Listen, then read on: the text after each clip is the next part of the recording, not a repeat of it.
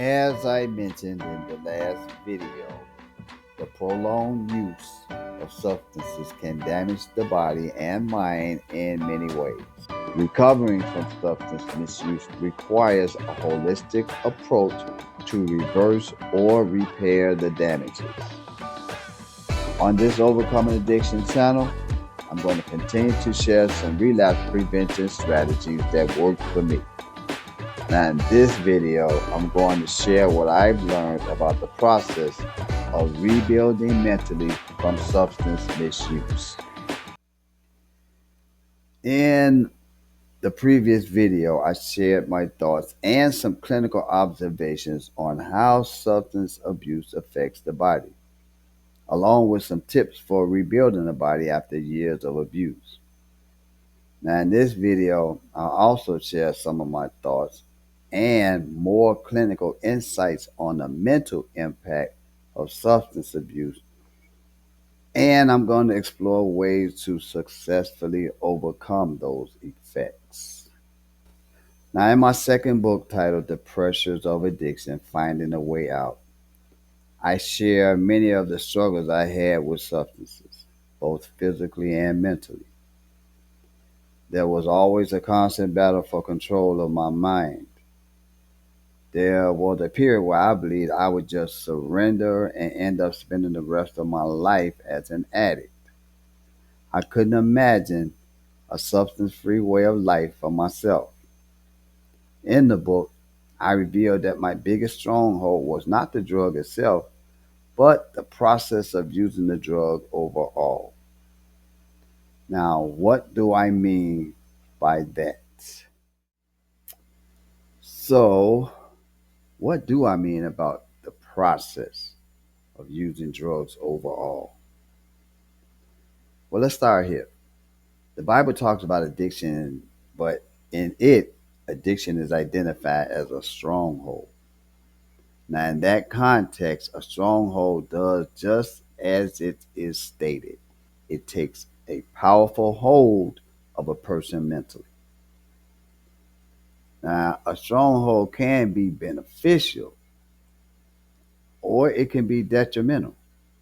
Beneficial in the sense that a person can maintain a stronghold on their beliefs, and detrimental in the sense that a person can be trapped by a stronghold or trapped in a stronghold. Now, it was the latter for me because addiction became the stronghold of my mind. It encompassed every aspect of my life. If I was struggling with withdrawals, I could not eat, sleep, engage in conversation, or even indulge in much of the pleasures of life. And that included things like sex. I could not indulge in any of those things until I had drugs. Even the process of securing my daily dosage was a habit. And this is what I mean by the process of using drugs overall.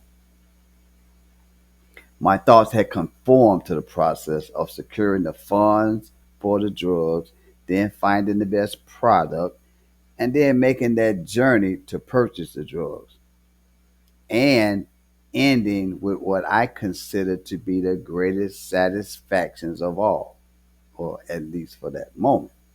Because when the drug was gone, I had to find a way to repeat the entire process over again. So when I say addiction is all encompassing, I mean mind, body, and spirit.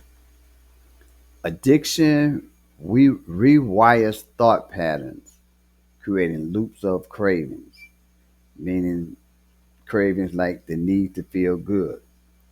And it rewires thought patterns as far as justification goes, because the only justification you see is the satisfaction of obtaining drugs.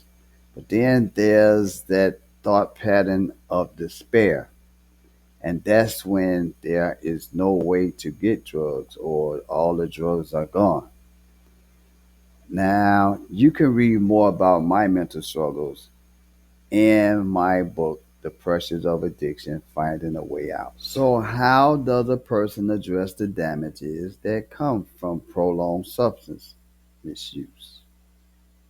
And that's what we're going to talk about here. Now, the commentary of this section is taken from websites I researched for this video, and there are links to those websites in the comment section of this video. Now, before we can address the damages done by prolonged substance misuse, we need to understand what some of the damages are. And before I do that, there are a few things I would like to point out. Drug abuse doesn't just take a toll on physical health. We talked about that in one of my last videos. And like I said earlier, it rewires the brain in ways that can be long lasting and sometimes irreversible. Now, while short term effects might seem manageable, the long term consequences of drug abuse can severely impact things like cognition, memory, decision making, and emotional regulation. Another thing I like to point out is that mental damage from prolonged substance abuse can be addressed through a combination of things like medical treatment, psychological therapy, lifestyle change, and spiritual or community support. Now, on the websites that I mentioned, you'll find a list of other things that happen to the brain after prolonged drug use. Recovery is possible, but it requires time, consistency, and holistic care, which is the care that is provided mentally, physically, and spiritually.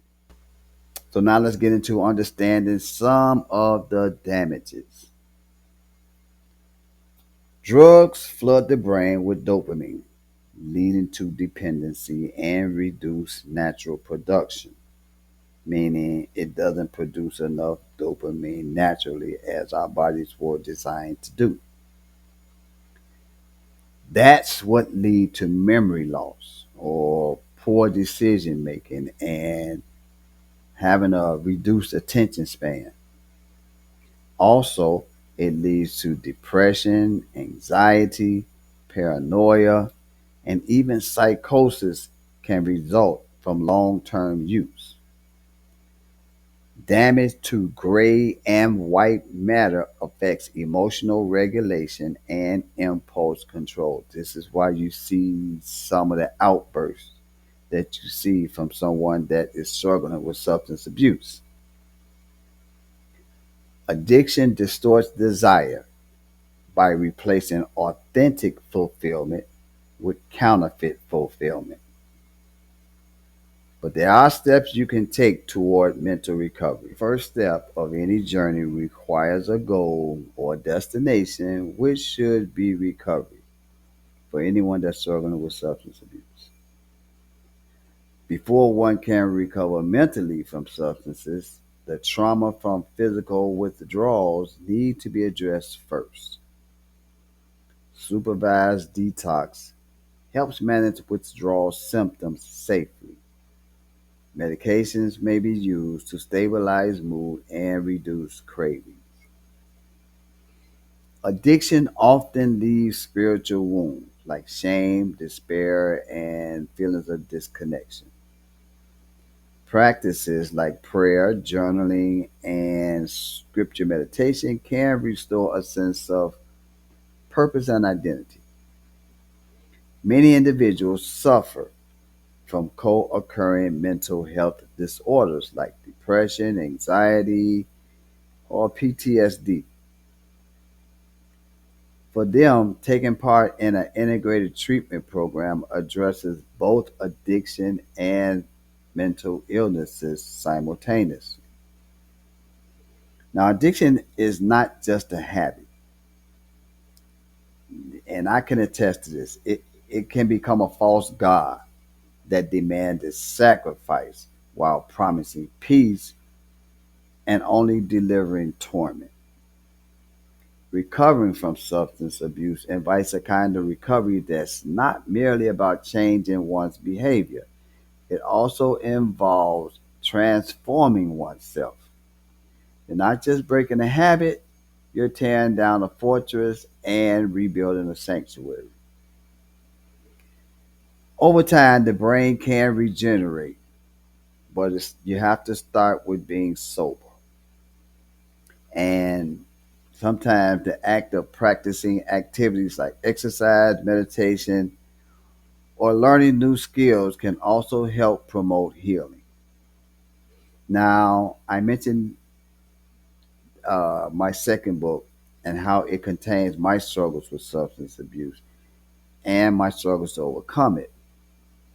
In my first book, The Effective Use of Spiritual Tools, I share how prayer, fasting, and meditation served me as tools for dismantling my stronghold. Now, I'm going to put up a flyer at the end of this video with information on how to purchase both books and where to find me on social media. If you or someone you know is struggling with substance abuse or abuse of any kind, please seek help before it is too late. If you like, I can make some referrals on your behalf. My contact information is included in this video. If anyone has suggestions, comments, or questions, please contact me.